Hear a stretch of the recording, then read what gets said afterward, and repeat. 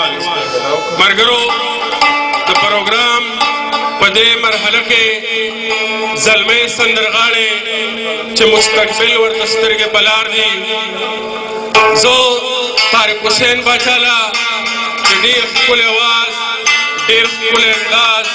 او ډېره ښکلې څېره وله خدای ورکړې ده د رحمت شاه سایل صاحب په دې شعرونو بلنه ورکوم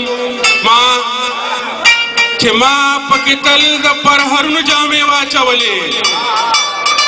ما پکې تل د پرهرونو جامې واچولې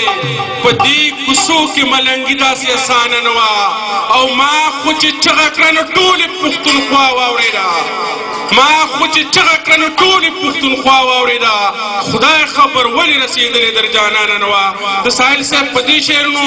زلمي سندرغاړي چې مستقبل ورته سترګې په لار دی طارق حسین باچا له بلنه ورکوم چې راشي او غزل یې سندرې تاسو ته ووایي خوږې خوږې